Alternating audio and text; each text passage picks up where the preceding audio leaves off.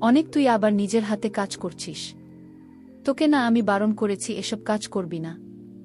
এসব কাজ করলে তো শরীর অসুস্থ হয়ে যাবে। মায়ের কথা কি শুনবি না তুই? আমার কথা শেষ হতেই অনেক আমাকে বলল, আর কি করব বলো মা? আমি হাতের কাজ না করলে আমার ভাল লাগে না। তাই একা একা কাজ করে নিজের মনকে ভালো রাখতে চেষ্টা করি। আমি আমার ছেলে অনেকের কথা শুনে খানিক রেগে গেলাম। আর অনেককে বললাম, আচ্ছা বুঝতে পেরেছি, তোকে বারণ করার পরও তোর হাতের কাজ করতেই হবে, তাই তো? ঠিক আছে, আজ থেকে নিজের মায়ের সাথে কাজ করবি। কি করবি তো? আমার প্রশ্নের জবাবে আমার ছেলে চুপ করে আমার দিকে তাকিয়ে থাকল। আমি আমার ছেলে অনিকের হাত ধরে আমার ঘরে নিয়ে আসলাম। তারপর আমার ছেলে অনেকের সাথে আমি। আমার ভালোবাসার মিষ্টি বন্ধুরা, কেমন আছো সবাই? বরাবরের মতো আজও তোমাদের মাঝে নতুন একটি ভিডিও নিয়ে আমি হাজির হয়েছি। আজ তোমাদের বলব আমার নিজের আপনি ছেলের সাথে আমার জীবনের অসাধারণ একটি সত্যি গল্প। আমি 100% গ্যারান্টি দিয়ে বলতে পারি আজকের ভিডিওটা দেখার পর তোমাদের ও জল আসবে।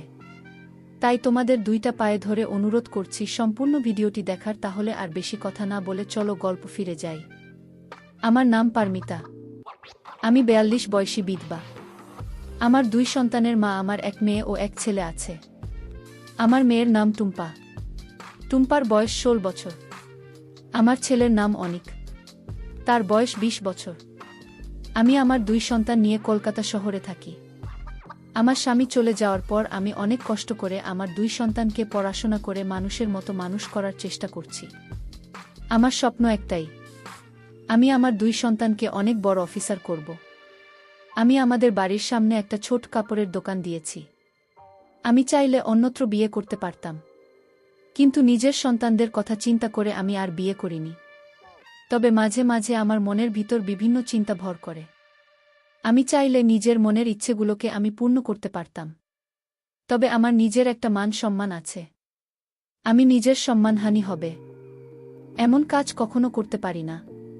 তাই নিজের ইচ্ছেগুলোকে আমি নিজের মনের মাঝে থাকতে দিয়েছি, কখনো সেটা প্রকাশ করেনি। আমি আমার মতোই নরমাল থাকার চেষ্টা করি সব সময়।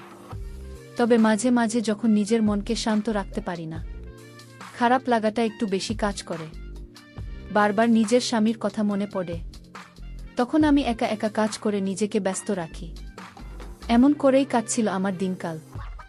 আচমকা আমি লক্ষ্য করলাম আমার ছেলে অনিক আর আগের মতো নেই। তার মাঝে বেশ কিছু পরিবর্তন চলে এসেছে। আমার ছেলে অনেক রোজ কলেজ থেকে বাড়িতে ফিরে এসে নিজের পড়াশোনা আগে শেষ করে নেয়।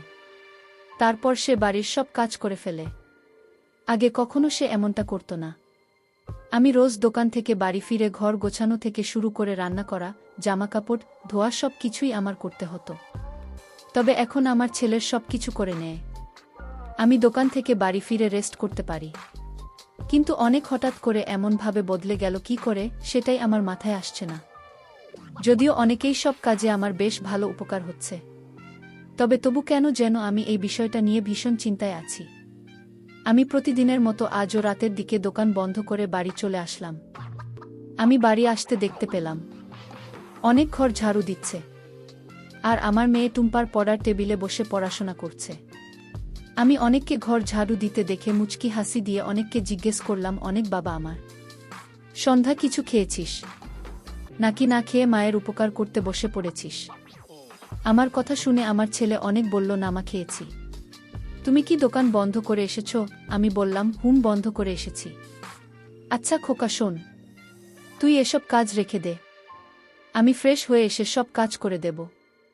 আমি নিজের কথাটা বলে চলে গেলাম ফ্রেশ হয়ে নিতে। আমি দ্রুত স্নান করে রান্নাঘরে চলে গেলাম রান্না করার জন্য।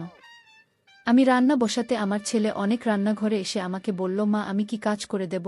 আমি অনেককে বললাম, না খোকা, এটা রান্নার কাজ, তুই পারবি না। তুই গিয়ে টুম্পাকে একটু পড়া। মেয়ের সামনেই পরীক্ষা আসছে। অনেক আমাকে বলল, মা, আমি টুম্পাকে গণিত ও ভালো করে শিখিয়ে দিয়েছি, এখন প্র্যাকটিস করছে, আমি তোমার সাথে একটু কাজ করে দেই। আমি আর কিছু বললাম না অনেককে। অনেক ইদানিং অন্য সময়ের থেকে খুব বেশি কেয়ার করে আমার তো ভালোই লাগে অনেক এমন কেয়ারিং ব্যাপারটা। প্রতিটা বাবা মা তো এটাই চায় যে তার সন্তান যেন তাদের সেবা করুন। বাবা মায়ের সেবা করাটা মোটেও ছোট কোনো কাজ নয়। যে সন্তান তার বাবা মাকে সেবা করে থাকে তাদের উপর বাবা মায়ের মন থেকে আশীর্বাদ থাকে। আমি অনেকের কথা ভাবতে ভাবতে রান্না করা শেষ করলাম। আমি রান্না শেষ করে নিজে অনেকের ঘরে এসে দেখতে পেলাম অনেক তার ঘরে নেই। আমি অনেককে খুঁজতে গোসলখানায় আসতে দেখতে পেলাম অনেক আমার জামাকাপড় তার হাতে নিয়ে দাঁড়িয়ে আছে। আমি বিষয়টা ঠিক বুঝতে পারলাম না। আমি খানিক অবাক হয়ে গেলাম। অনেককে এমন করে দাঁড়িয়ে থাকতে দেখে অনেক কি করছে সেটা দেখার জন্য আমি অনেকের দিকে আরও একটু এগিয়ে যেতেই আমি যেটা দেখতে পেলাম সেটা দেখার পর আমার চোখ কপালে উঠে গেল। আমি দেখতে পেলাম অনেক হাতের কাজ করছে। আমি অনেককে হাতের কাজ করতে দেখে অনেকের থেকে এক ঝটকায় আমার জামাটা নিজের হাতে নিয়ে নিলাম। আমি অনেকের থেকে আমার জামাটা কেড়ে নিয়ে দেখতে পেলাম আমার জামার কিছু অংশ ছিঁড়ে গেছে। অনেক আমার দিকে তাকিয়ে খানিক ঘাবড়ে গিয়ে আমাকে জিজ্ঞেস করল, কি হয়েছে মা, তোমার রান্না করা কি শেষ হয়ে গেছে? আমি অনেকের প্রশ্নের কোনো উত্তর দিলাম না। আমি অনেককে শক্ত গলায় জিজ্ঞেস করলাম, আমার জামা হাতে নিয়ে তুই হাতের কাজ করছিস কেন? অনেক বলল, না মানে মা, আমি আসলে দেখলাম আপনার জামাটা ছিঁড়ে গেছে তাই ধরেছিলাম। আমি কোনো কাজ করিনি সত্যি। আমি অনেকের কথা শুনে অনেককে একটা ধমক দিয়ে বললাম, আমাকে মিথ্যা বলছিস তুই? শোন খোকা, আজ আমি তোকে একটা কথা বলছি, আর কখনো তুই হাতের কাজ করবি না। এতে করে চোখের সমস্যা হয়। আমি চাই না তোর কোনো সমস্যা হোক। তুমি ভালো করে পড়াশোনা করে বড় অফিসার হবে, তোকে সব কাজ করতে হবে না। আমি অনেককে খানিক বকা দিতে অনেক আমার সামনে থেকে নিজের ঘরে চলে গেল। অনেক চলে যাওয়ার পর আমি নিজেও চলে গেলাম রাতের খাবার খেতে। রাতের খাবার খেয়ে নিয়ে আমি নিজের ঘরে নিজের মেয়েকে নিয়ে শুয়ে আছি। আমি বিছানায় শুয়ে মনে অনেকের তোর কথা ভাবছি। ছেলেটাকে আজ অমন করে কথা শোনান, ওটা আসলে আমার উচিত হয়নি। ছেলেটা আমাকে নিয়ে অনেক চিন্তা করে। আমি চাইলে ওকে বুঝিয়ে বলতে পারতাম, এমন করাটা আমার উচিত হয়নি। আমি কিছু সময় অনেকের কথা ভাবতেই আমার গান জল চলে আসলো, মনটাও খারাপ লাগছে খুব। আর কখনো আমি অনেক কিছু বলবো না, ওকে বুঝিয়ে বললেই হবে। আমি বিছানা থেকে উঠে নিজের জামাটা হাতে নিয়ে ফ্লোরে বসে হাতের কাজ করা শুরু করলাম। আমি কাজ করছি আর অনেকের কথা ভাবছি। অনেকের বাবা নেই, আমি তো ওর কাছে বাবা ও মা দুটোই। আমি যদি তাকে বকাঝকা করি তবে সে যাবে কোথায়? আমার স্বামীর কথা কেন যেন খুব মনে পড়ছে আমার, সেই সাথে অনেকের হাতের কাজ করার কথাটাও। আমি আপন মনে এসব ভাবতে ভাবতে আমার কাজ করা শেষ হয়ে গেল। কয়েক ফোঁটা জল মাটিতে পড়ে গেল আমার। তারপর আমি ফ্রেশ হয়ে এসে ঘুমিয়ে পড়লাম। যদিও ঘুমাতে যাওয়ার আগে আমি অনেকের ঘরের সামনে গিয়েছিলাম। অনেকের ঘরের সামনে যেতেই দেখতে পেলাম অনেক ঘুমিয়ে পড়েছে, তাই আমি আর তাকে বিরক্ত করলাম না। আমি নিজের ঘরে চলে এসে আমার মেয়ে টুম্পার মাথায় হাত বুলিয়ে দিয়ে ঘুমিয়ে পড়লাম। সকাল হয়ে যেতে আমার ঘুম ভেঙে যায়। আমি ঘুম থেকে উঠে রোজকার মতো নিজের দোকানে চলে যাই। আর যাওয়ার সময় অনেককে বলে যায় টুম্পাকে সে যে স্কুলে দিয়ে সে তারপর যান কলেজে যায়। আমি আমার দোকানে এসে নিয়মিত কাজ করা শুরু করলাম। আমার দোকানে থেকে ভালো টাকা আয় হয়, এই দিয়ে আমার সংসার মোটামুটি চলে যায়। আমাকে বেশি চাপ নিতে হয় না। তাছাড়া বাড়িতে অনেক আছে দেখে আমার মেয়ে টুম্পাকে নিয়ে ও আমাকে তেমন কোনো চিন্তা করতে হয় না। আমার ছেলে তার বোনকে সব সময় অনেক স্নেহ করে, একদম মায়ের মতো। আর আমার মেয়ে টুম্পা তো এক কথায় তার দাদাকে ছাড়া কিছুই বোঝে না।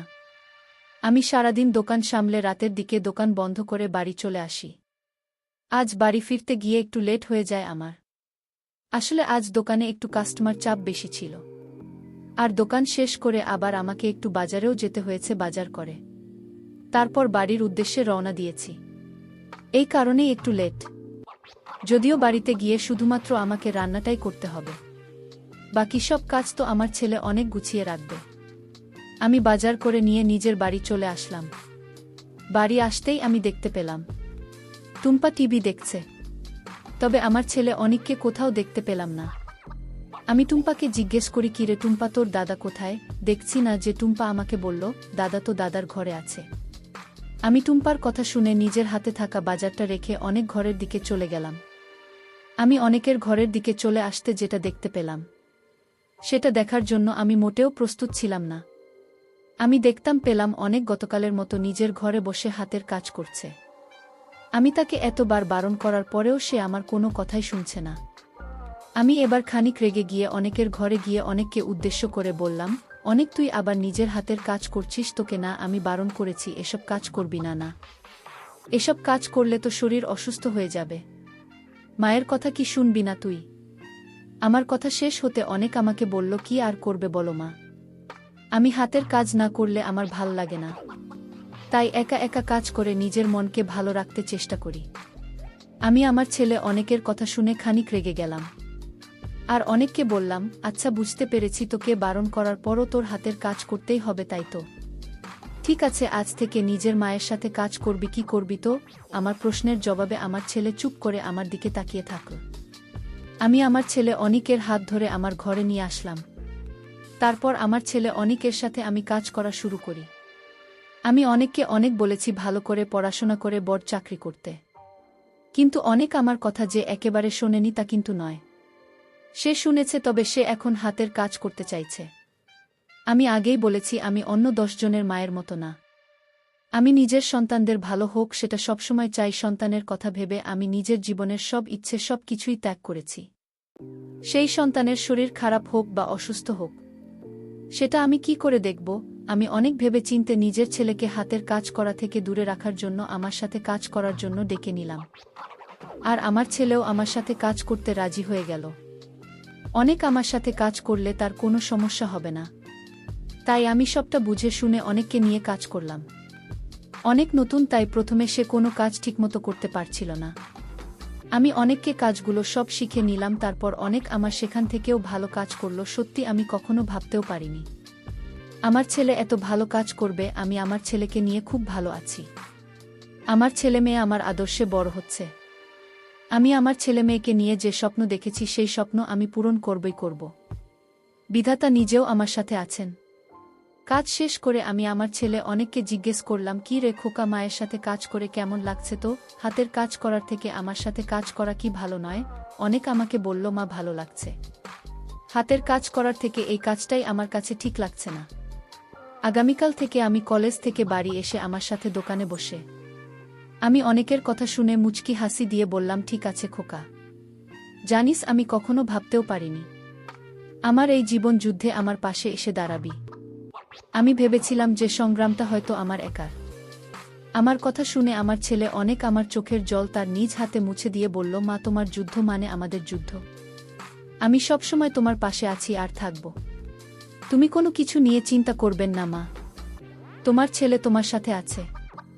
আমি অনেকের কথা শুনে কতটা খুশি হয়েছি সেটা হয়তো আমি ভাষায় প্রকাশ করতে পারব না। তবে হ্যাঁ, আমার জীবনটা 1 মিনিটে বদলে গেল।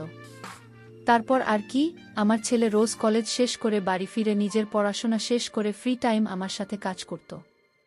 দোকান শেষে রোজ রাতে বাড়ি ফিরে আমি আর আমার ছেলে মিলে একসাথে কাজ করতাম। 1 মাসের মাঝে আমাদের ভাগ্য পরিবর্তন হয়ে গেল। তো বন্ধুরা, এই ছিল আমার নিজের ছেলের সাথে আমার জীবনের একটি সত্যি ঘটনা। তোমাদের কেমন লাগলো আজকের গল্পটা অবশ্যই কমেন্ট-এ জানাবেন। আর বন্ধুরা, আজকের ভিডিওটি এখানেই শেষ করলাম। যদি আমাদের ভিডিওটি তোমাদের ভালো লেগে থাকে তবে একটা লাইক করবে এবং চ্যানেলটি সাবস্ক্রাইব করবেন। আজকের জন্য তোমাদের কাছে বিদায় নিচ্ছি। দেখা হবে আগামীকাল নতুন একটি ভিডিও নিয়ে। সবশেষে সবাই ভালো থাকবে। আর ভিডিওটি দেখার জন্য তোমাদের অসংখ্য ধন্যবাদ।